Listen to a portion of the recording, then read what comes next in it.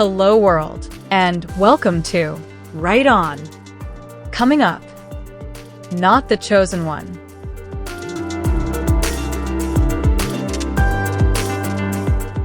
What if the protagonist of your fantasy story is not the chosen one? A well-worn trope of fantasy fiction is the prophecy of the chosen one, who will set the world to rights and lead the people to true freedom. Whether they are heralded by prophecy, self-selected by their actions, or by requirements of the plot, the chosen one is a staple character. He's not the Messiah. In The Lord of the Rings, Frodo volunteers and becomes the one to destroy the Sauron's ring. Or is he manipulated into it by Gandalf? In Aragon and A Song of Ice and Fire, two teenagers, Aragon and Daenerys, each become the one through their relationship to dragon eggs. The wheel of time has ran as the prophesied dragon reborn. You don't get more chosen than that. In every version of the myth, Arthur becomes the once and future king when he pulls the sword from the stone. More proof? In Dune, a fascinating sci-fantasy, the Bene Gesserit engineer the prophecy of the Kwisatz Haderach over several centuries. The Freemen come to believe in the Lisan al-Gaib, or Mahdi, the voice from the outer world. The convenient prophecy of a Messiah keeps the Freemen in waiting for centuries, forestalling their rebellion.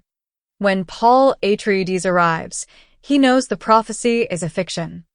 In his character arc, he embraces it to execute his vengeance against the Emperor and the Harkonnens. With the onset of his precognition, he sees the path to become their Messiah. A self-selecting prophet? What of Luke Skywalker? Palpatine identifies him as the one, but gets it spectacularly wrong. From farm boy to Jedi Master, Luke goes through the hero's journey, a classic story structure that runs through fiction from ancient times. As does Rey in the later Star Wars trilogy. This trope extends way beyond fantasy and sci-fi. The role of the chosen one runs through other genres too. In The Matrix, Neo is literally identified as the one through the Oracle's digital prophecy. Step forward John Wick, rogue assassin, who self-selects as the one to oppose the Guild of Assassins. So, what makes a chosen one? Among the criteria for a chosen one, we find they are a farm boy, scavenger girl, office drone, or otherwise unremarkable geek. Born with unrealized special abilities. Born from special parentage, supernatural patronage, or both. Descended from an elite bloodline. Probably an orphan or from absent family. Live in a fortuitously right place and time. Trained to become a warrior, wizard, dragon rider, pilot, assassin, puzzle solver, or super hacker. A perfect fit to a foretold prophecy or a defined, unfilled character role.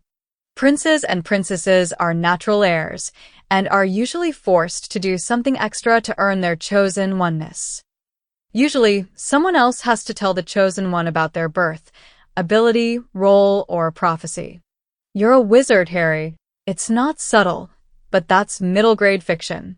After initial resistance, even rejection of their chosen one status, they step into their role. A man's gotta do what a man's gotta do, said High Noon's Gary Cooper, self-selected by the sheriff's badge he wears. And after some kind of training montage or try-fail cycle, they achieve their potential and take down the antagonist. The prophecy is fulfilled. The chosen one does what only they can, and order is restored. Why not the chosen one? When does a trope tip over the line into cliché? What do we make of the magically gifted Bloom Peters, Clary Fairchild, Avatar Aang? Too much? Too obvious? How about Katniss Everdeen? She becomes the special one to lead the rebellion. At least Dune had the good grace to subvert its chosen one prophecy.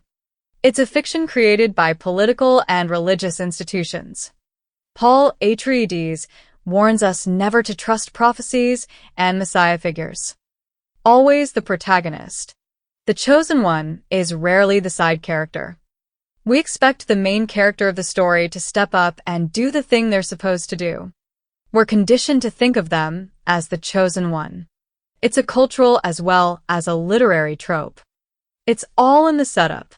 You have a talented individual as the protagonist of the story. How can they not be the one? That's their de facto role. Because we love to see an underdog rise to the challenge and overcome. I'm wrestling with this in my stories. In the Ascari series, Jovanka is mixed race, born of a gypsy and a tanner son. She has her second sight, which makes her formidable. But there's no prophecy surrounding her, only visions of the future where she sees the emperor's death. So, does this become a self-fulfilling prophecy, or a self-selection? What about Erin?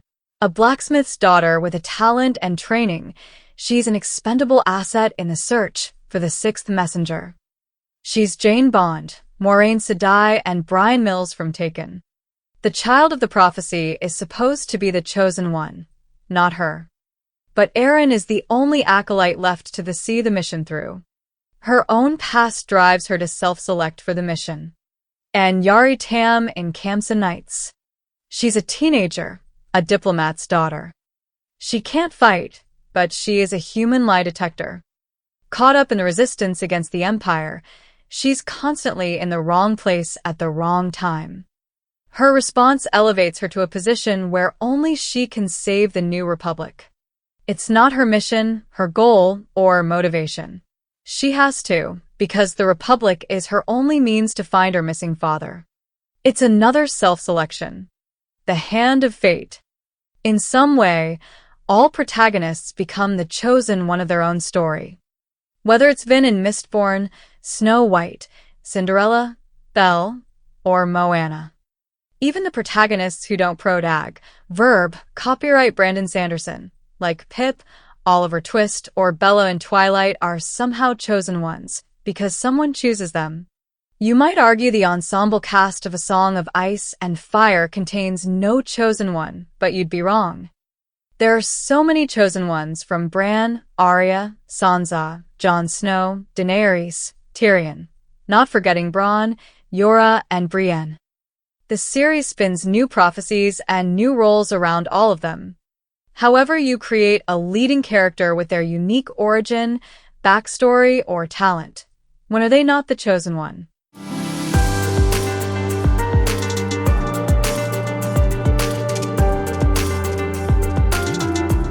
Thanks for stopping by. You can like and subscribe to the channel, or go to robincatling.com/books. Sign up to the mailing list and get the latest short story free.